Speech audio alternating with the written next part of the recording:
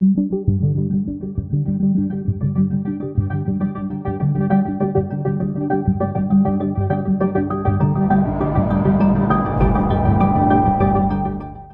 Severson, so good to see you again. Thank you for taking the time to join us today. Thanks for having me. So, Lori Severson is the Vice President and Healthcare Team Lead for Lockton, one of the largest employee benefits and risk management companies in the world. She is a seasoned safety professional with over 25 years of experience that really spans diverse industries. So, one of the things I'd like to ask you, because you come at workplace violence prevention and risk management from a different perspective. You're part of the healthcare industry, but you're not, necessarily in the trenches on a day-to-day basis. Could you tell me a little bit more about the kind of work that your team does for the healthcare industry? And specifically, I'd like to know how you use data in that work. As a property casualty broker, we have the job of taking healthcare organizations to the insurance marketplace. We are a fee-based organization that conducts that transaction for healthcare employers because those beautiful hospitals and those ambulances and those professional licensed workers all need to have an insurance policy. We do that transaction, and in that, we believe the right thing to do is to give you a free, no additional charge safety professional to try and prevent the claims from happening to those things that I just mentioned. So my team is healthcare team lead. We work in the healthcare industry every day with every type of healthcare employer in the country. And our role is to be their advocate. So by having a broker, you have an advocate at your side to try and get those things that you would all wish for. Better compensation, a response to your questions, an understanding of what your side of the story is. So we are paid to be that advocate in those serious events. But also, as I stated in the beginning, the right things to do is to try and help you not have those claims so that next year when we renew you, we talk to the underwriters and explain your side of the story as an employer as to why you're a good risk to write. And by understanding workplace violence prevention, I can present you as a stronger risk, hopefully receive lower premiums because of the wonderful programs of pre-loss preparation you will do. And then once there is a claim, you have an advocate with you to navigate that claim most efficiently and put the best practices of claims management in place. So, Lori, that's helpful. And I think that people can clearly understand when you're talking about insurance. But I'm curious about workplace violence Yeah. because it is a $30 billion per year cost to the healthcare industry. And there are various impacts that it can have on an organization, not all of which is evident to the public. And sometimes it may not even be evident to leadership within the healthcare organization. So I'm not going to ask you how do we eliminate workplace violence, but I'd like to know if you think the risk can be mitigated and if healthcare organizations can do things differently. I mean, in other words, can some of the violence be prevented? Absolutely. I think what's important to know is what gets measured gets managed. I do not see the workplace violence as the number one cause of loss. Rather, it is severely underreported. And it goes back to the definition of workplace violence incidents. I can tell you that I have organizations talk to me about their workplace violence, and they'll argue with me over how to code and categorize and define this type of incident. We can agree that when we get kicked and we get bit and we get punched and headbutted, by someone who's rather cognitively awake, that that will be a workplace violence incident. But once we apply any type of medication, procedure, surgical process, and those same things happen, they don't want to call that a workplace violence incident. And they'd rather categorize that as the cost of doing business. That's how people react at times when they're under procedures and medications. And so one of the challenges is I think there's a very unclear, agreed upon definition of what should go into that cost. But obviously the 30 billion is out there. There are some direct costs that we can correlate that those are incidents, but I think it's even bigger than that number. So the loss of those people, the restaffing, the high HR cost to put them back in a new position, new associates, it's also underneath that 30 billion, the indirect costs. But you asked, is it possible to prevent them? It absolutely is possible to prevent them. So we start with hierarchy of decision making and safety that is engineering. And then we move down to substitution. Are there other things? Are there people that can work with them? Then we move to administrative controls. So there's means to hierarchically make decisions for prevention. And I don't think that that infrastructure and that knowledge is always staffed in healthcare organizations. So again, another benefit of why of having broker staffing these resources to entities is because we simply do not have the professional staff with safety engineering training within the institutions of healthcare, especially when you get outside of acute care. Rarely do I work with another safety professional. So often we work with HR generalists. So, Laura, I've noticed that when workplace violence in healthcare makes the news, it's usually at a hospital, often an emergency department, Yeah, and it involves a weapon. But yeah. our research shows that weapons, active shooters, are really less than 1% of the causes or the incidences that a facility will experience. The other thing, it's not just hospitals, assisted living centers, even private physician practice groups. We've heard there are increased incidences of violence. And I don't know if you want to call it a low level violence, but something that has the potential to escalate into something more severe. My question for you, is this a hospital only problem, or are you seeing this in the various healthcare segments where healthcare professionals work? Definitely, it's in the high risk departments of acute care, the emergency department being the recipient of everyone and anyone in all communities. And EMTALA requires that you stabilize and treat. That's definitely going to be the newsworthy thing that we see. And it makes people feel like that's the prevailing incident event type. It is not. It is the minimum. It is the minority incident that is happening, but it makes the news and it's really scary stuff. And when it happens, it can impact a lot of people. So people want to respond to that and do something important. But I do see it in, as I mentioned, we broker all healthcare settings. So if whether you're in assisted living, skilled nursing, the clinics, acute care, you name it, we do see the prevalence increase. I would say pre-COVID and during COVID, the unsettling of the US population, it seemed like somebody wrote a ticket that said everyone has a strong opinion. You now get to say it as loudly as you want, and there's no consequence to giving your opinion. Social media, maybe that has something to do with it, but everyone has something to say. So these other settings that you mentioned, the physician practices, there's no security department there. And now you have to think about how you build these response infrastructures into settings that never really had to think about it before. That's really, really challenging. And I think a lot of it starts with exactly this communication and civility.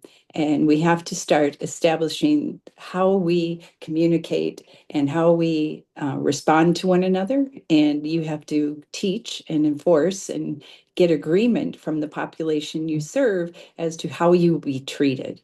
And it seems kind of like things that we should have grown up knowing, but certainly seems like it's something that we need to be doing. And there are programs out there now being used by large health organizations about the science of caring and the science of communication. And words matter and they can escalate very quickly. And so learning about civil communication, setting boundaries and parameters of how you'll be treated and how those that you will receive will talk to you or won't talk to you, and putting on this, hey, you've violated our rules 3 times. We no longer will serve you. And those are new things that I'm seeing in healthcare, that they're setting their expectations in communication, and they're getting people certified even. And people just need to care again. And it's a new era in the country, but I think it all starts with that written, verbal communication. And we're seeing that that is a part of the puzzle of workplace violence prevention.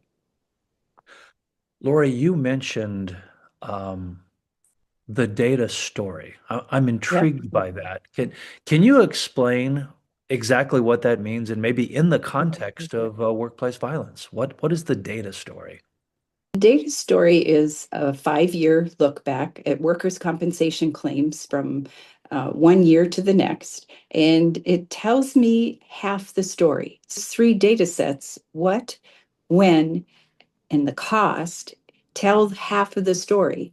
The other half we have with the organization to ask, bring me the rest of the story. There can be many reasons behind the why to the data that we can't understand. We have a lot of discovery and discussion about the data story. If I can tell the why to your data story, because you share with me the context of those events, I can better bring you to the insurance market, convince an underwriter that you are a solid risk because, and then I can tick off a laundry list of workplace violence best practices that indicate that you're a great risk. And these anomalies of incidents, hopefully, are just something that are explainable. We're now going to put in place in a 5 year plan, and we project that that data story will improve.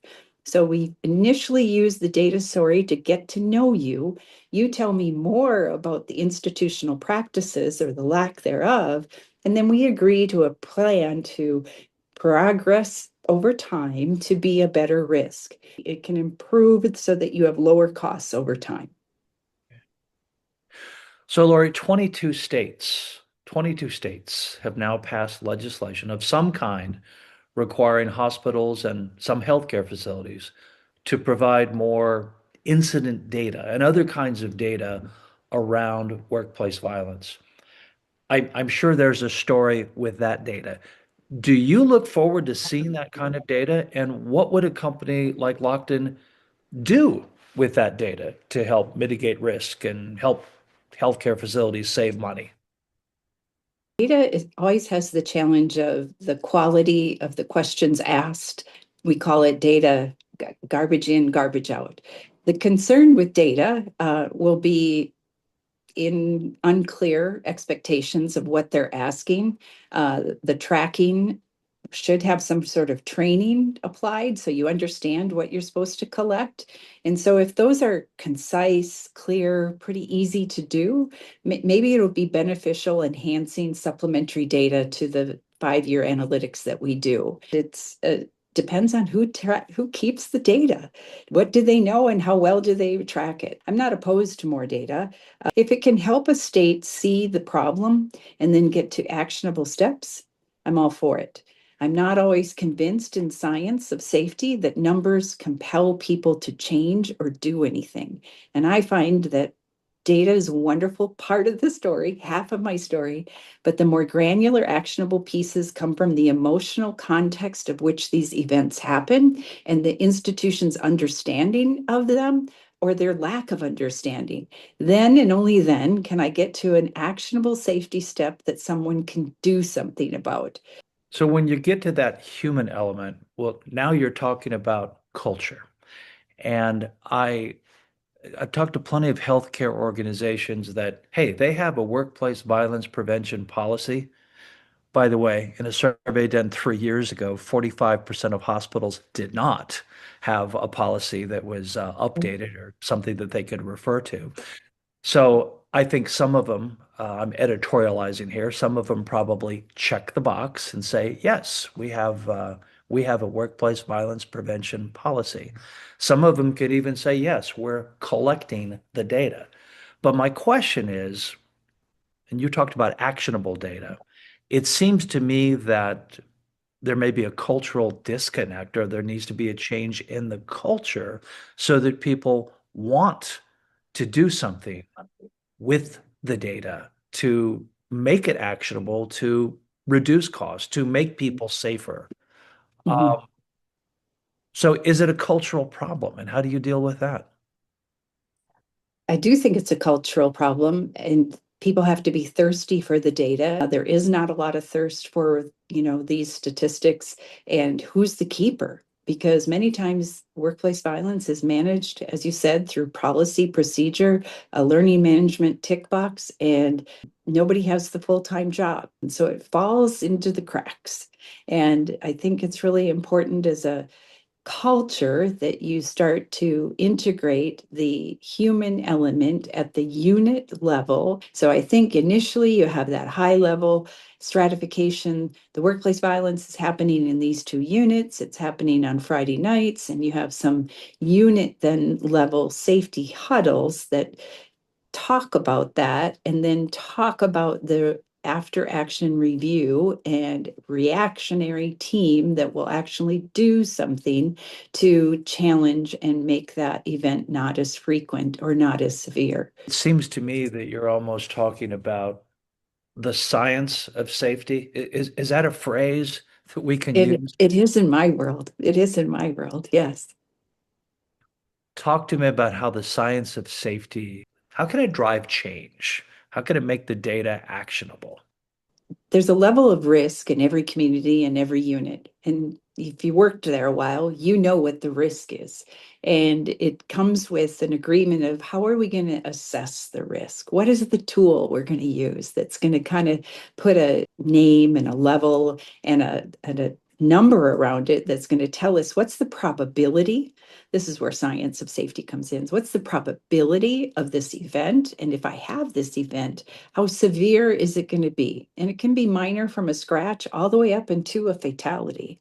The people in the building will know that, and they can help quantify that and risk assess it. And then it has an environment, and that's the science of safety where we start talking about that hierarchy of decision making. How do you make an organization safe? You, one, try and eliminate the risk first. If you can't eliminate it and you have to live and work with it, how can you engineer it? What are the things that they can pick up and harm us with? And how do we not have those be with those risk assessed patients that are running into our unit and making that emergency department really high risk? And where do those patients then get navigated to? And how do we provide that care in the safest way? Those risk assessments, that probability definition, and that hierarchy of decision making is a skill set that needs to be embedded in this workplace violence program. And it becomes operational and simple and something that they know as well as bloodborne pathogen exposure. I know I've got to put on my PPE. Getting to that level of where safety is institutionally donning something so that they can work safely is what you have to do in workplace violence, but it's not as easy because it isn't just PPE. There's so many cultural things and there's so many layers to it, whether they're on meds or alcohol and drugs, and are they bringing in weapons? It's peer to peer, or it can be a family member that decides to show up in the ED and get angry at their spouse in the workplace. What is so challenging about workplace violence is the breadth of the definition, one of which we can barely agree on, and two, that we haven't risk assessed well together because there isn't a federal statute. You risk assess, you plan with engineering in mind, and then continuous quality check. And that continuous quality improvement process is inherent in healthcare. They know how to do that so well. So mirroring the science of safety alongside quality, we need to balance patient and worker safety. And we do that through the science of safety and risk assessing. The Bureau of Labor Statistics indicates that healthcare is now the number one employer in the US. It's number one in 39 of the 50 states, which means that most of us probably know someone, a family member, a neighbor, somebody we went to school with who is associated with the healthcare industry. Is that not motivation to do more to make these people safer? You would think so, right? You would think so. And I just was at a conference in a safety healthcare conference, and an MD came up on the stage, and we talked about why workplace violence is getting so much attention. And I think it goes back to the media impression of these salient events that end up in emergency departments across the country, that it needs attention. So I think we're at a really critical point. I think we've got the attention. I think what we don't have are the systemized risk assessing tools that help you quantify and see your problem at a unit level where you can actually act on it versus just band-aid things by many different ways. Nobody has scientifically proven what is the ultimate recipe to prevent it. Yes, you would think it would drive somebody to do something differently, but I think it's got to come from the workers. The workers within healthcare have to build the program. And the way we can do that together is giving them good tools of assessment so they can get it at an actionable team level, and they know how to take care of one another. That will ultimately get to the C-suite buying into staffing, where there's actually people dedicated full time to workplace violence prevention. So I think we've got work to do, but we're at the right point where workplace violence has gotten the attention, and the media is helping us do that. Let's spring from that and drive it down even more together. I'm optimistic, even though the problem is very large. I'm glad to hear you're optimistic and you make a compelling and hopeful case. We've been visiting with Lori Severson. Lori is the Vice President and Healthcare Team Lead for Lockton Insurance. This interview today is brought to you by Optics for Healthcare, who shares a concern for the future of workplace violence prevention and what we can do to help people be safer. Lori, I want to thank you so much for just some tremendous information and some great insights. Thank you for being with us today. Thanks for having me.